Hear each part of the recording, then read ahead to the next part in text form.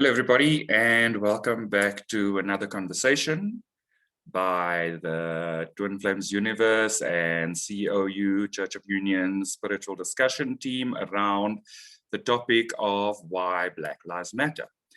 So as a team, we have been on this journey for the greater part of 11 months. And one of the things that we have previously touched on, but that we felt is necessary to go deeper into today, was around diversity in leadership, and specifically racial diversity in leadership.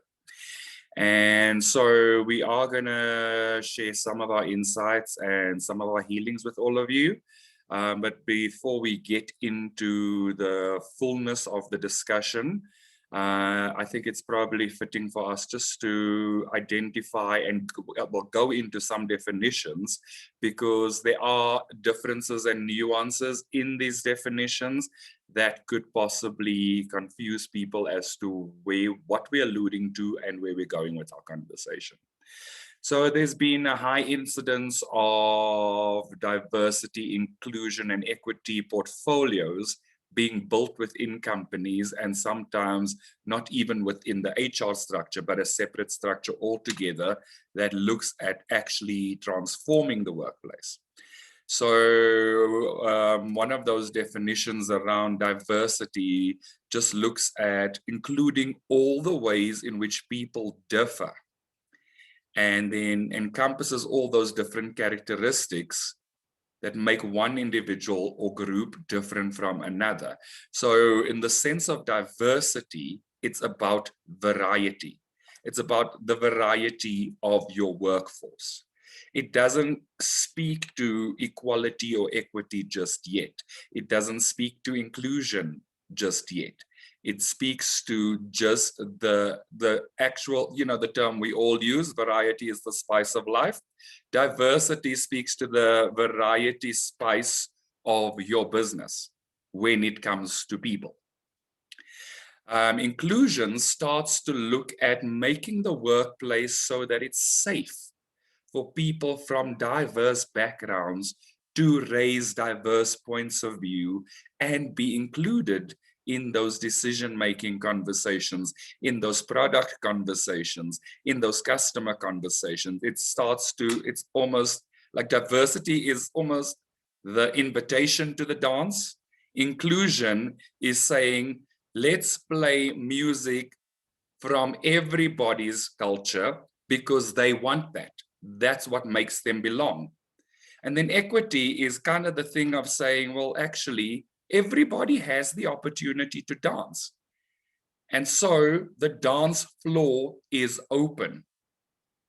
And the dance floor is equal for everybody. That's the equity. It's about the sameness. It's about having the same opportunities within the company for growth, for discussion, for development, for change. It's bringing the fullness of the package together. And that is why the incidence of a diversity, inclusion, and equity portfolio becomes higher, because you touch on all the components.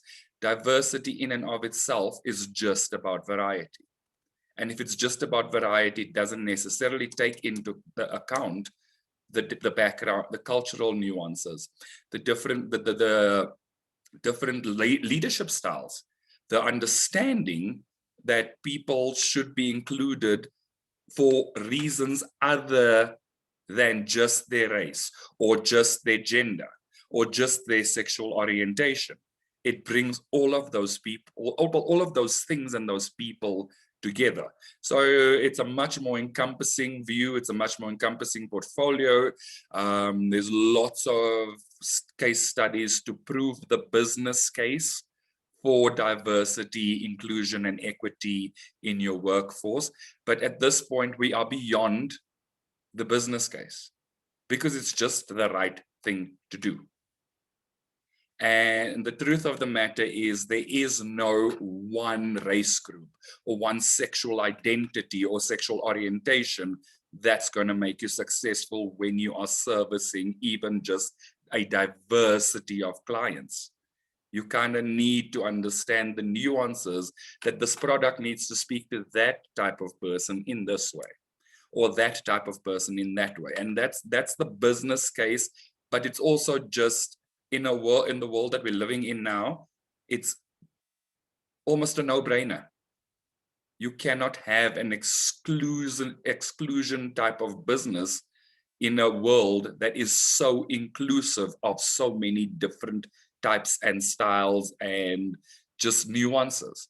It starts to take you away from the business case and the bottom line to what is the truth here and what should actually be taking place. And so I think with those definitions, it's not to preempt the conversation, it's kind of to lay a foundation for the conversation so that we're clear that, yes, we want to solve it and we want to heal those pieces, but we're also not going to be dictatorial about how it happens, when it happens. We're just saying at this point in our lives, in the life of the world, it is the right thing to do. And specifically at a leadership level, racial diversity is even the righter thing to do, for lack of a better expression. So I'm going to open it up to everybody and we are going to allow the conversation to flow. And please feel free to share your thoughts and your experiences and your insights and comments. And we will respond to any questions as well that you may have that you believe would be fitting to our conversation today. One thing that was coming up when you were talking is like thinking about how like biodiversity is so important to like nature, and like you know, farming that like over farms land with the same crop like over and over again is really like toxic to the land. So like you can see like how important diversity is, and like not just like in relationships and in the workplace, but it's like diversity of everything. Like that's how God created this world, to be diverse, and to not go in that flow is, you know, going to create that toxicity. Yeah, and I think part of what you just said is very fitting as an example to use in the fact that your company is also an ecosystem. And so one of the things we do in South Africa is that when we look at things like equality and diversity and those kind of things, it has to be, your company kind of has to be reflective of the economically active population of a country, of the country. And so it would mean that if certain numbers from a population race group are different and higher, they need to be reflected.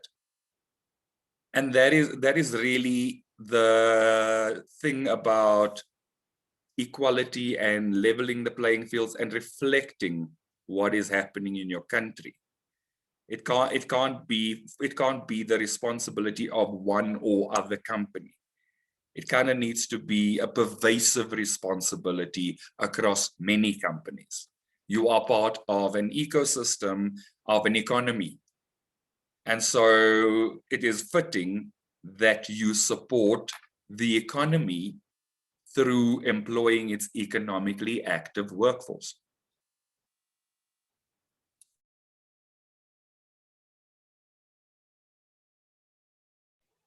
One thing I ask myself is that even though the company is reflecting the, like I said, the environment, like the country, and its diversity, are people of color given the same opportunities to go up the work ladder, like, if I can say that, and kind of be leaders and be in the positions of directors and people take decisions? Because I guess this is another thing about like discussing racial diversity in the workplace, is that you can employ a lot of people of color, and basically have them at the base of a workplace and never in high positions of leadership. So I don't know how you guys feel about that, what you think about that, but that's something that happens a lot in France, and that's one of the reasons why racism is so hard to fight, because people are saying, "Oh, we are giving equal opportunities to everyone," but like, for example, these people are then don't have opportunities to have a promotion or don't have a opportunity to finish their education because they are kind of flushed out or pushed down during the process. So like the numbers look good on paper, but in terms of like people claiming their leadership, there's still work to do as well on the inside after the employment process, I guess. I wanted to mention something as well, like what reminds me of what you were saying, Irene. So I was watching Hulu and it was just like playing in the background, and this, I guess the episodes of the show that I was watching had ended, and it went straight to Blackish, which is a show that's on Hulu. Blackish. And it makes jokes to understanding what it's like to live, I guess in a white world is how it's projected into that series. And one of the first things that happens in the first episode of the season is that the male character, the father character, he goes to work. He's working in an advertising agency, and it's finally his time to become a vice president. And he's all excited, and he's talking about how he's going to come into leadership, and he's going to be the vice president at the agency, and it's this whole big thing that he's really excited about. And he's like, "Oh, I'm going to be the first Black man that's in the VP of whatever in the agency or whatever," and he's passing by all the other Black workers in the company, and he's pumped, right? And he gets there and they tell him that he's VP of the urban market. And so I wonder if that's also a piece too for healing, as like it's like this, yeah, you can be leaders of yourself and not like leading in like a decision-making space that's for all, if that makes sense. Like this is what I was starting to like feel into. I'm like, and I like reflected on that a little bit too. And I'm like, yeah, like, that does feel a little off. Like that feels bad. And then like his wife said, "Well, what did you expect? Like they weren't going to hire a white person to be the VP of the urban market." And I was like, well, yeah, but still, like it just felt bad. So I don't know if anyone has any like other thoughts around that, but like I don't know. It just something to do with leadership. It's something. I mean, God played it for me for a reason. I literally wasn't supposed to watch it, and it just played, and I just let it play. And That's funny. Told me a lot of stuff. So yeah, anyway. Gosh, this session is so good. Man, there's a lot of stuff like going through my head.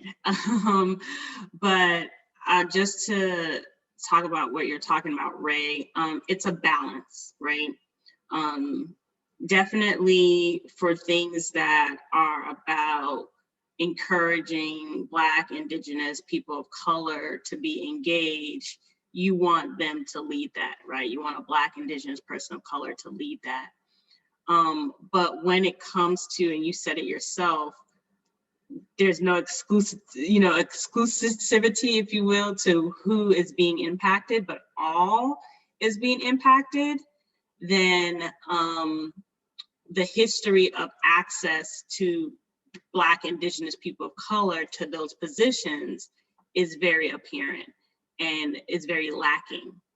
And so what that organization, right, it's just a show, but what that organization wanted to do was make sure that there's a diversity of leadership in all the leadership spectrums. So definitely have a Black, Indigenous person of color in the urban, VP urban spot, but like who else is a VP? Is he only or is she only working with a monolithic racial group in that like leadership team? Are they the only in the room? because that definitely does not feel good when you're the only in a room making a decision, and the decision you're making on is your people, right? And so it's heavy as well, right? Is like, it's that whole thing of you're representing your entire race at this moment, right? Like, if I don't do well in this position, my entire race is like suffering, kind of thing. And so then the next layer is like, what support is that person even getting, right? That's the kind of inclusion part. But it's really being transparent of what does the diversity, and in particularly for this conversation, what does the racial diversity look like at the top of the ladder, as Yoreen says, right? And really reflecting that, because what Yoreen was saying, which is Black, Indigenous, people of color, they're high, right? Like, so if you probably look at Walmart's, diversity situation, right? It's probably really diverse, right? Like, on his face, it's probably really diverse. But the question is, who is in what positions? And this, your job, the thing that you do for most of the day is your prime economic up leveling, if that makes sense, right? And so if we have a history of putting Black, Indigenous, people of color in the lower wage jobs, right? It might be a job, but in the lower wage jobs, then they're not accessing that wealth in these kind of higher tier positions. And so not only are we not providing leadership and a voice, but we're also not providing access to wealth, because this is your form of living, right? This is your means of living and pursuing things. And so there's a lot of layers, but there's a lot that gets healed if we get this right? If we're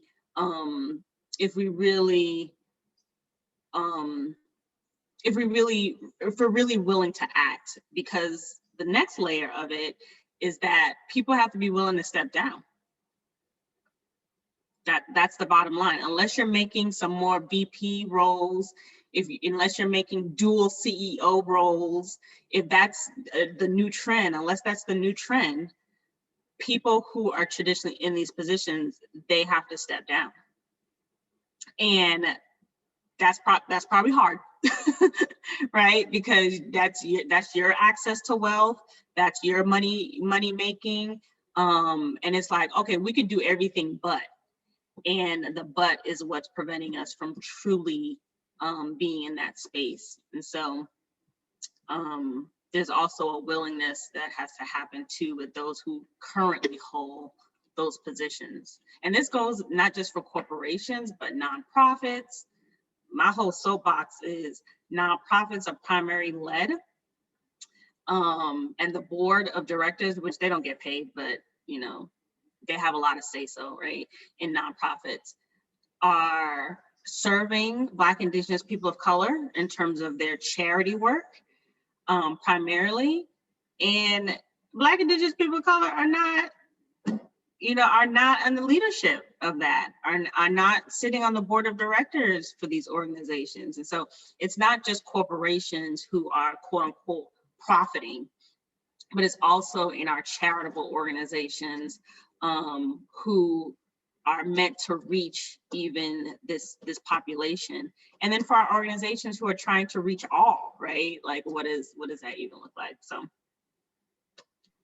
it's clear to me that like there is some form of an upset around decision making, because like as you said, it's like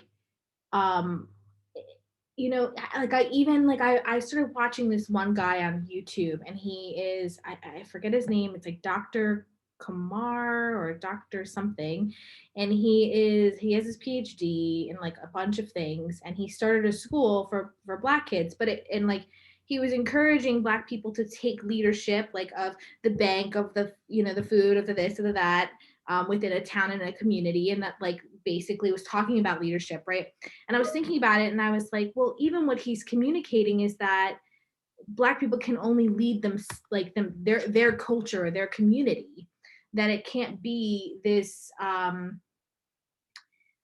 like Black people can make decisions for white people.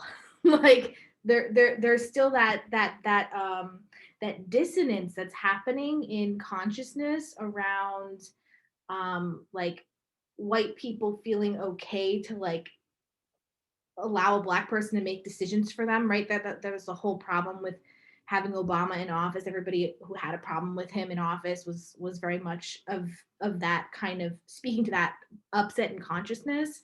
And so yeah, I don't know like what that brings up for people, but like for me personally, like I know that as I have started to like experience leadership, you know, Granville is a leader of this group that we're in here, and like just in general, I've been experiencing more where I'm being led by people of color. It feels good once you've healed in this space of recognizing that you're divine and you stop projecting on your brothers and sisters in a sense. But like, I could also see that there's an upset here in consciousness that is causing us to not accept people of color into leadership, because it's yes, it's Black people standing up and saying, I'm going to do, you know, be in a leadership position, but it's also people I mean, of every color to say, I want to have a person of color in leadership. That I think is the other side of the healing here. So I just want to share that. Are you talking about Dr. Umar Johnson? That's him. Yes, that's him. Yes. Dr. Umar Johnson. I love him. I think he's great. I just think that he was speaking, it sounded like he had this upset, like, well, we're just going to make Black communities and just do it ourselves and take care of ourselves. And I get it, because it's like, we can't have white people making decisions for us in a sense, because they're not really looking out for us in this, like, you know, but it's that like, it needs to be collective. Like there's a dissonance there still. Yeah, diversity, but it like it needs to be okay for Black people to be making decisions for Black people and white people, and okay for white people to be making decisions for white people and Black people. It needs to be like just no one gives a who about what color you are. Yeah, well, it's just like there needs to be a trust here that there isn't. Like there's a lack of trust that feels like is the cause of the dissonance. I think you're hitting a good nail on the whatever. Often, right. Yeah. Oh my God. Because that second part is like, oh, I'm going with you. You know, Black people should be trusted to make decisions for Black people and white people. It's like right on. And then when you said white people need to be able to make decisions for white people and Black people, it's like, ooh, wait. Like lead. Right. But that is what it is. Because it's the dissonance. Yeah. And the reason what needs to be healed with that is truly a truly an understanding and a trust factor that white people can make those decisions, because historically, you know, amen. Yeah, historically the track record just ain't good. And then for Black people, the track record just don't exist. Right. And so there's a serious dissonance. So Kalida, tell us about what feeling you had just associated with that ooh. Mm-hmm. What feeling was that?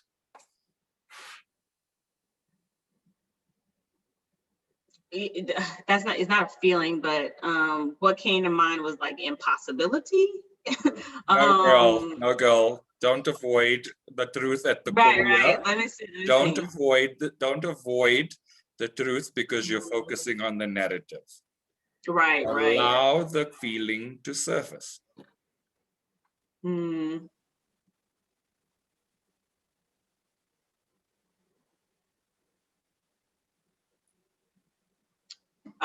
It's a feeling of distrust, and like disappointment and sadness that I can't trust that statement.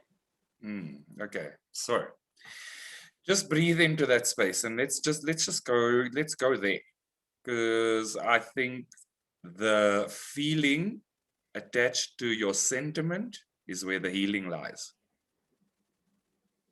So just feel into that space and just allow your feelings to surface naturally. I'm not asking you to go searching for an upset, but I do feel that there is a layer of upset, and start just looking on the surface. Just look at the surface of it.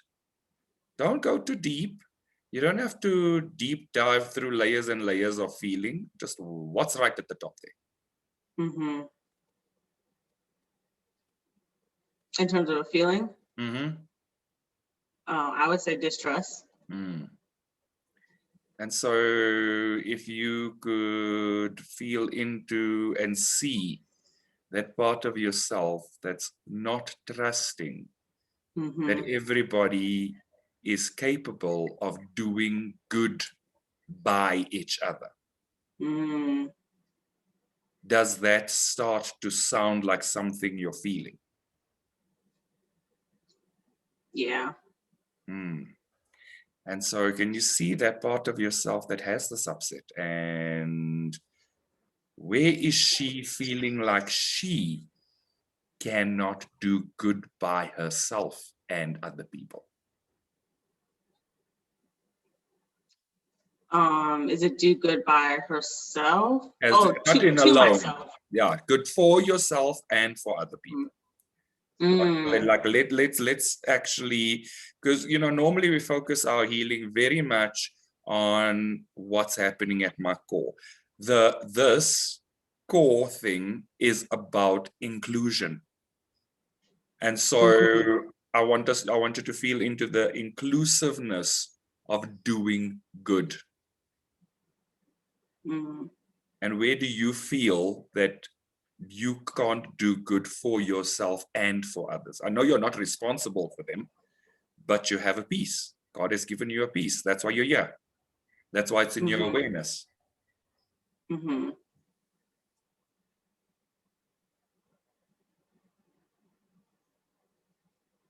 I feel that.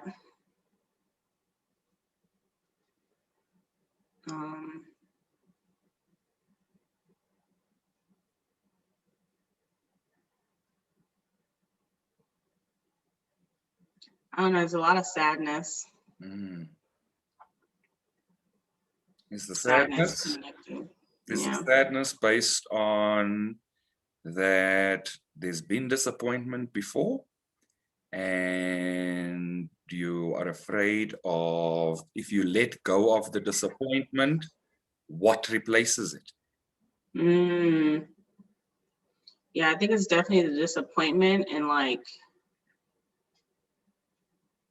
this feeling of like I'm still disappointed, if that makes sense. But if I do that makes choose perfect to sense. That's perfect. That makes perfect sense. And so, what would happen if you allowed yourself to release the disappointment and the resentment attached to that disappointment? It's funny you said resentment. I was processing that this morning. What happened? Wow.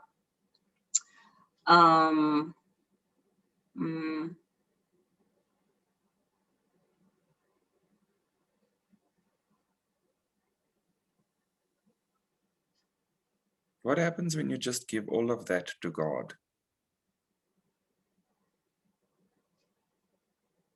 I get peace.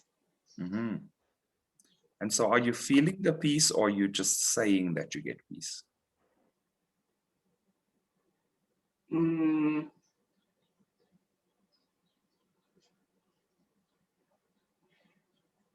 I think I'm saying it. Right, so I want you to feel into that space where that disappointment sits physically in your body. And just allow yourself to lift out that disappointment and give it to God. You're a powerful healer of yourself, and so you have the power to give this to God.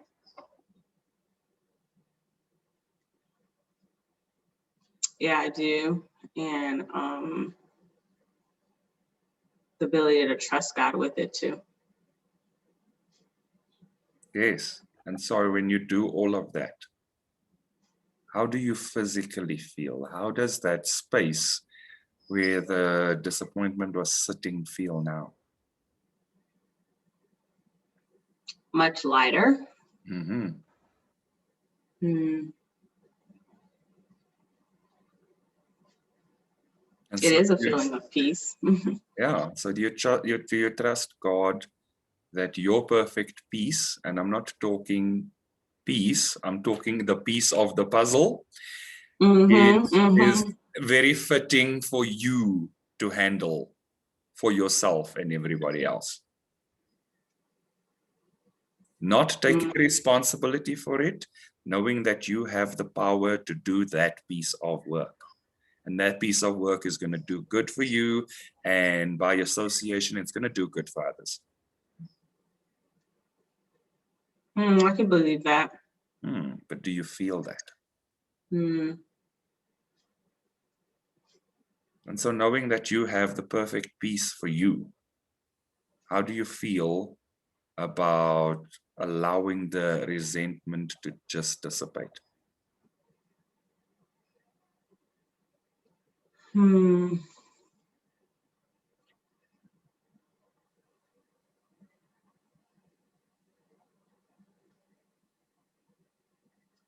It's a little hard, but I'm reflecting in like my childhood. I would get upset about something and I would like want to hold on to it in some ways. Right. So you're running a pattern of resisting your peace. And I literally had to pray that like I let it go. Yeah. So let's start with a new choice here. Do you choose to release your resistance to peace?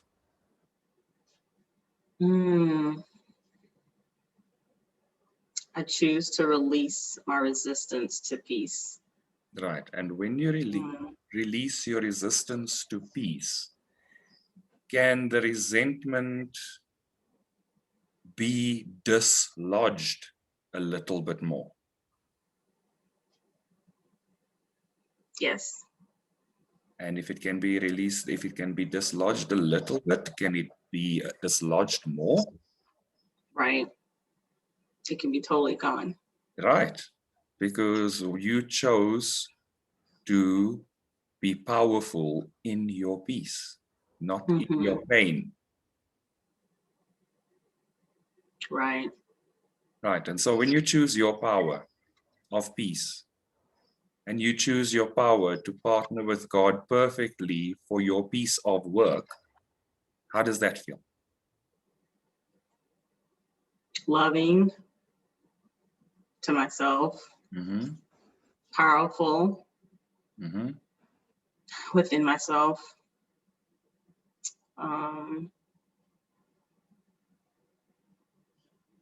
What's the opposite of resisting? Open. Yeah. Flow it. It's flow. It's peace. It's openness. It's lightness. It's groundedness. It's security.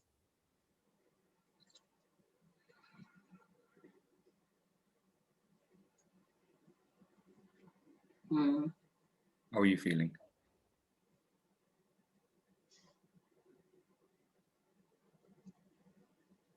I think just a lot of gratitude. That's amazing. Awesome. Yeah.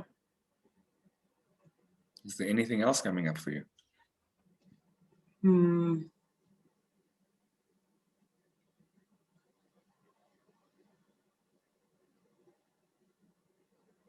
Just that I want us all to trust each other.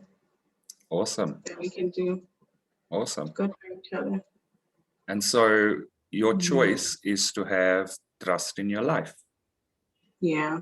And so if I now asked you, is it okay for white people to make decisions for white and black people? How would you feel now?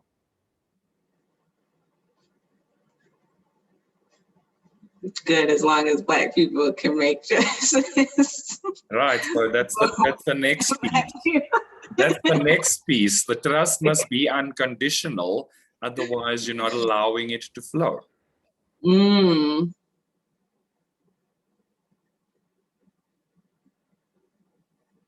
So if you're saying as long as you're setting a condition, and well, I know that you're a lawyer, terms and conditions don't apply. Yeah, connections.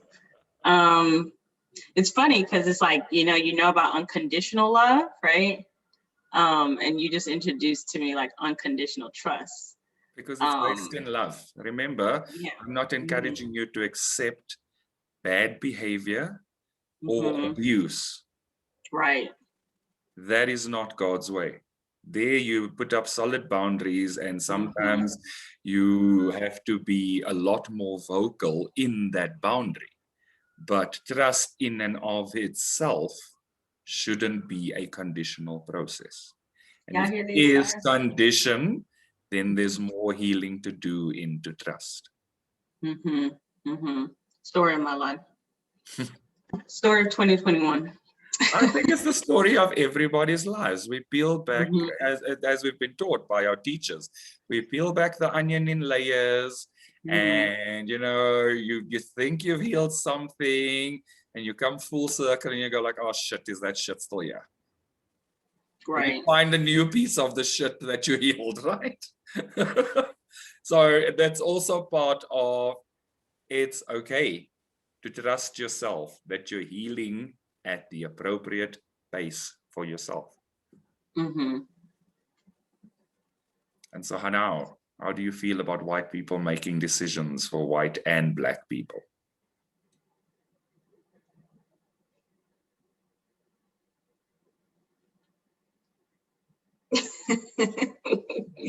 I feel pressured.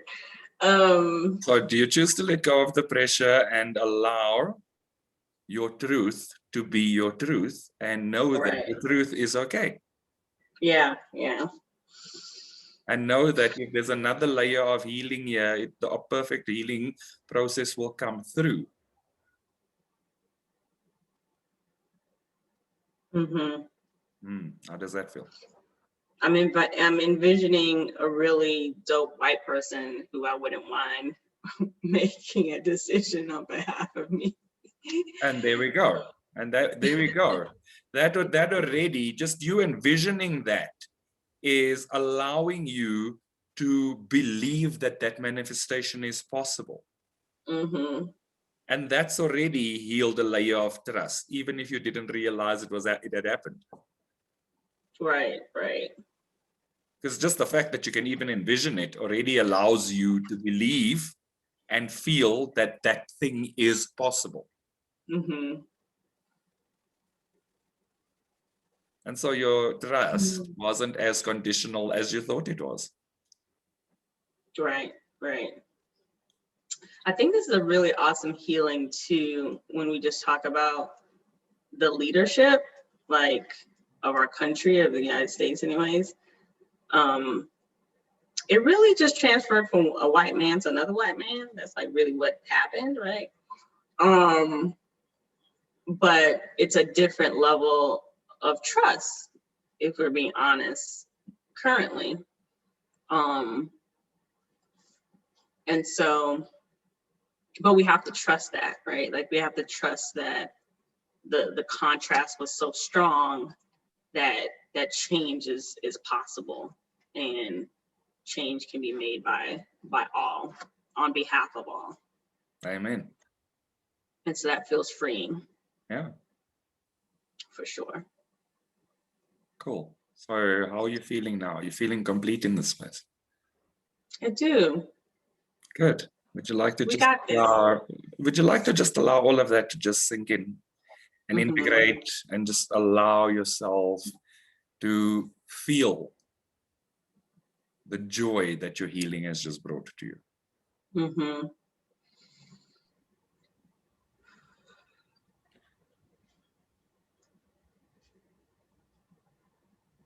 I wanted to pop in something Kalita spoke about just now. Not sure. Well, I don't know if any of you know this. Serena Williams' husband, if I'm pronouncing his name right, Alexis Ohanian. He's a white man. He was the founder of Reddit, and back in last year, June, right after George Floyd happened, he chose to publicly step down as CEO of the company and urged the company board to hire an African American. And his daughter, as he said, he did it for his family. He did it for his daughter. He wants his daughter, who is a Black woman, hello, to know that her dad stepped in to help the change this country needs to make. Yeah. That's really powerful. And he's gonna be fine, right? You know what I mean? Like his abundance is still intact. You know, and so it's powerful. I think what is powerful is that he made that choice with God. Like the intention behind it was good. Like he didn't step down just to look good. He stepped down because he wanted to be part of the change and have a good, create a good culture for, his child. So.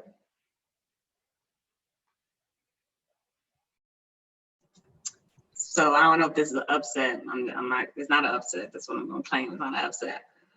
But I just wonder, even in that story, Ray looking at me like, I wonder in that story if, but for the fact that he's married to a Black woman, but for the fact that he has a Black child,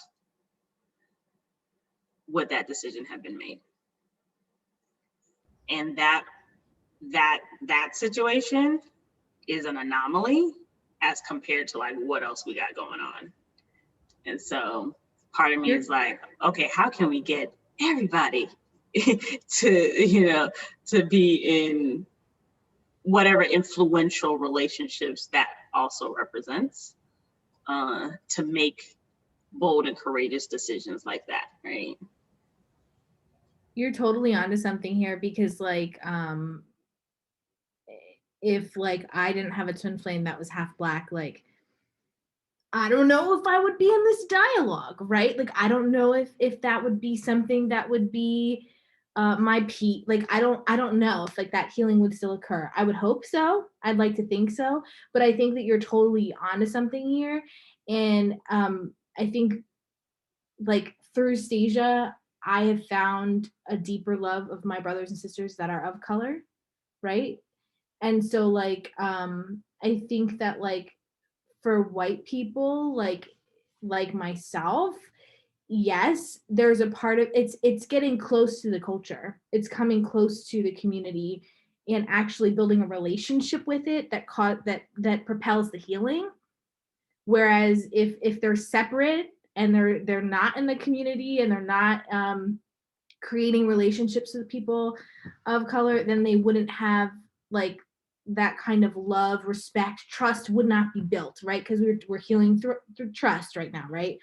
You can't trust someone, as you were kind of saying, and you kept saying, well, you were kind of creating conditions. I think what you really wanted was you wanted to have a relationship with that person so that you could trust them.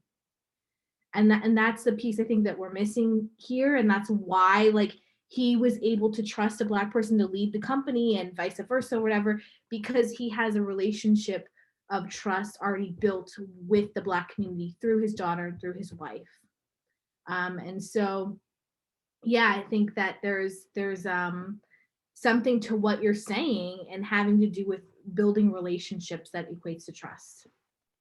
Yeah, and I also started, with love. It wasn't like he looked at Serena and was like, oh, I'm going to marry her because she's Black.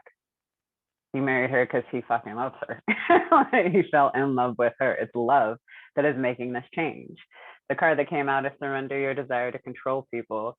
A part of what's coming up too is like there's a little bit of wanting to control how people treat you or how people come at you, instead of just choosing to love yourself unconditionally and allowing God to love you through those people. So being over controlling can sabotage a relationship. To more effectively achieve your goals, back off, regroup, and give the situation some breathing room.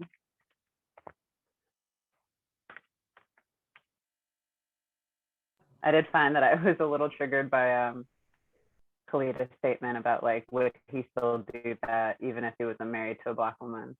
And I wholeheartedly believe he would, because I think that a part of it is like he has learned so much about unconditional love through the fact that probably watching what his wife and her sister has gone through in the media's eye, and how they've like have been attacked about their body and the way that they show up, and that they're more manly, masculine women, but really they're both very feminine women.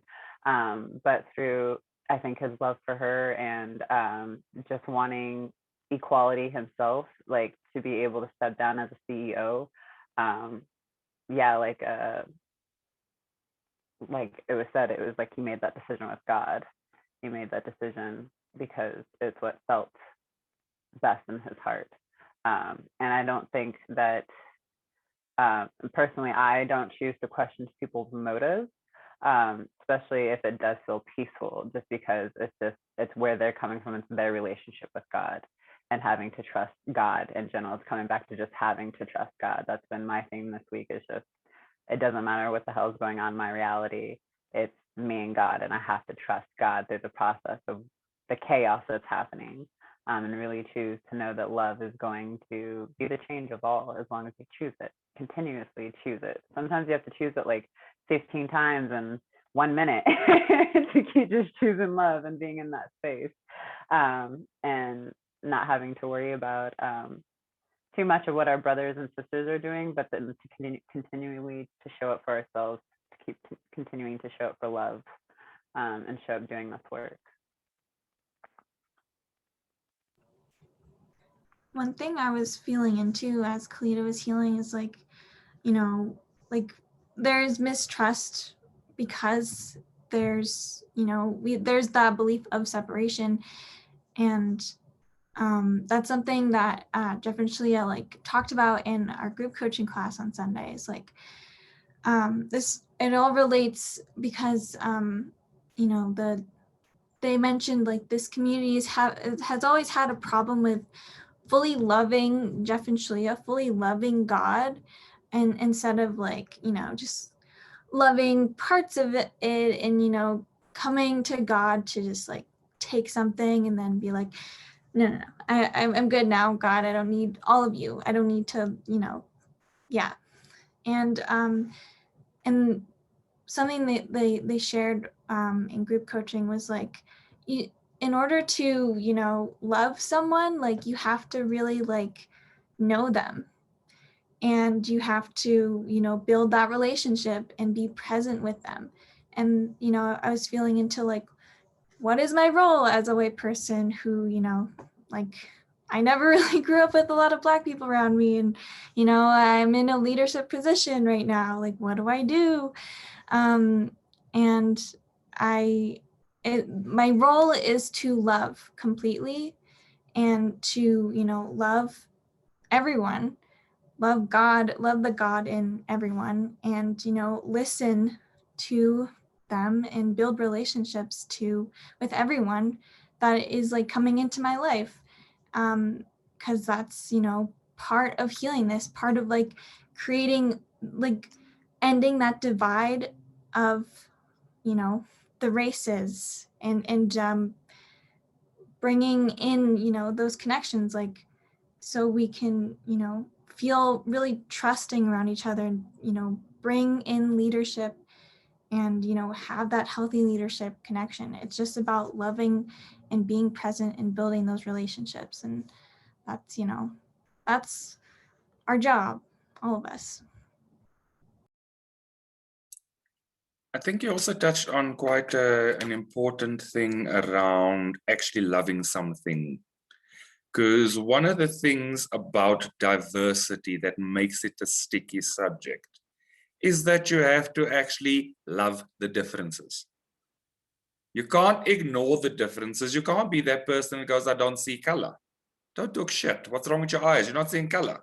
Do you want an optometrist? You know, kind of thing. Like, in order to have diversity, you have to love the differences. You have to understand that the differences bring value. They complete the tapestry. And I think that is part of the core of the truth here, is that diversity in and of itself is not enough. But you have to love the differences in order for there to be diversity.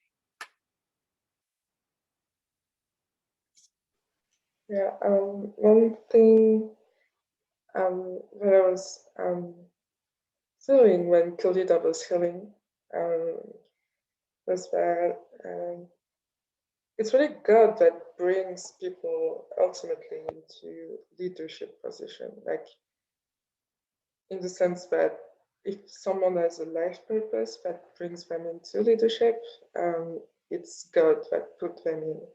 And so what we are seeing right now in the world is that people are testing and trying and really like pushing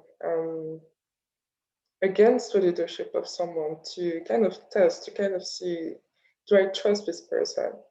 And so actually what is needing there is not like pushing against it and testing it, but like fully loving it and learning what it is to, what it means to love someone, what it means to love your brothers and sisters, and what it means to love a leader. And it doesn't mean accept like everything. It doesn't mean accept bad feelings. It means yeah, it means just accepting the God in them and in yourself.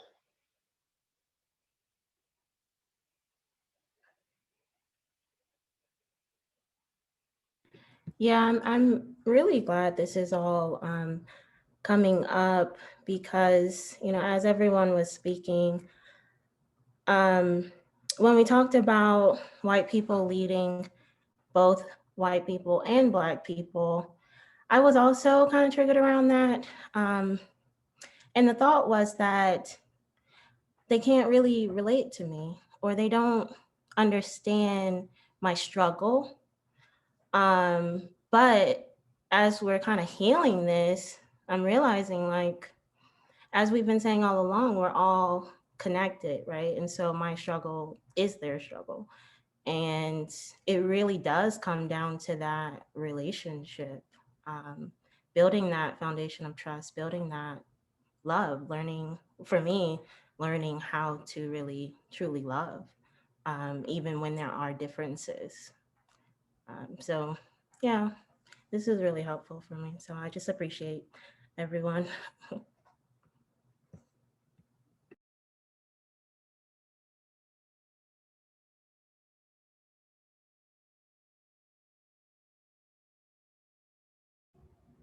And speaking of diversity, I don't know if you guys know about this, but the Golden Globes was canceled for next year because of the lack of diversity.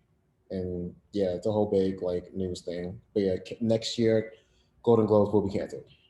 That's what we found out like today, yesterday, recently. Yeah. But why? Other than there's a lack of diversity. That's Basically the year they can't get it together. They can't get it together in a year. pretty much, yeah. But in 2 years they might get it together. And say it again. In 2 years they might get it together. Well, we'll see. We don't know. So it's almost like a punishment. It's like because you don't show up, you know, in diversity, you can't go on.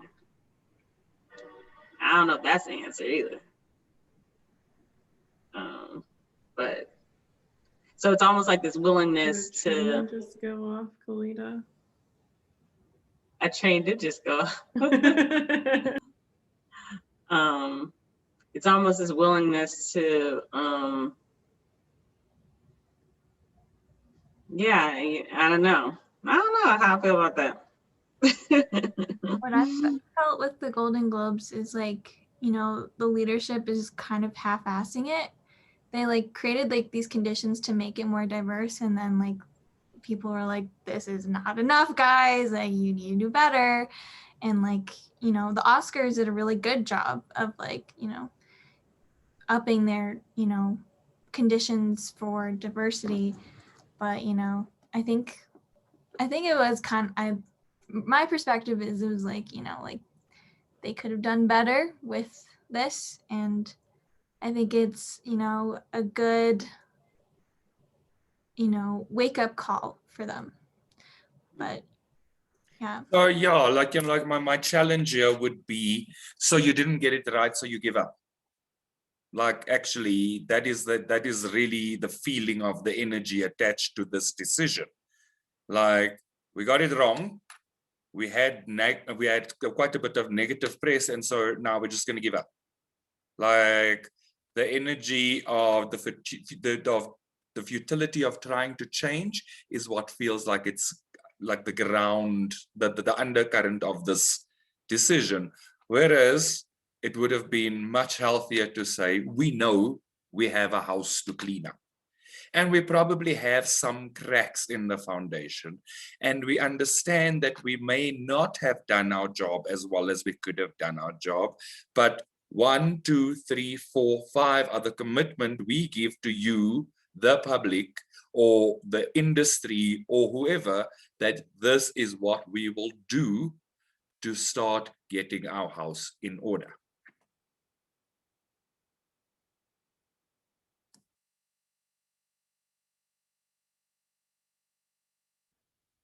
I think that's good advice for any. I think that's good for any advice for any corporation. I think I'm just curious, like or organization. I'm curious, like, were they canceled by the TV networks, or they themselves as an organization decided to give up? It was NBC that canceled them. Got it. So basically, they were like, we're not doing business because your business is not serving the public correctly in a diverse way. So that's what happened. Got it. Yeah. Okay, Yeah, that so sucks. yeah, no, it sucks, but it's more of a stance of on the it's a power move on the station. And so yeah, it allows Golden Globes to come back with, okay, I hear you, just kidding, we're gonna do this. Right, and enumerate, because I'm sure they didn't cancel them just all willing. I'm sure there was a conversation of like, okay, how are you gonna respond to this? And I'm thinking it wasn't a good response, and they're like, okay, we're gonna have to cancel, you know what I mean? And so it just sounds like consciousness is receiving more discipline and accepting it. Yeah, and I think the discipline shouldn't feel like punishment. And if it does, that is probably a place to heal as well. But we have reached our hour. So I'm going to thank everybody for participating in our conversation today. I think we had a really healthy conversation, and I do believe this could very well expand. So we will feel into it as a team and decide if we're going to bring a part 2 next week, or if we're moving on to a different topic. I do think that this is quite a significant topic, and there's a lot of nuances that could be a lot of fun to heal, because we have all been in those places, in corporates, in organizations where things are disparate. So yeah, we're going to leave it at on that note for today. And we're going to thank everybody for just following us and sharing their insights with us. And we would like to invite you to like and subscribe to our Church of Union YouTube channel.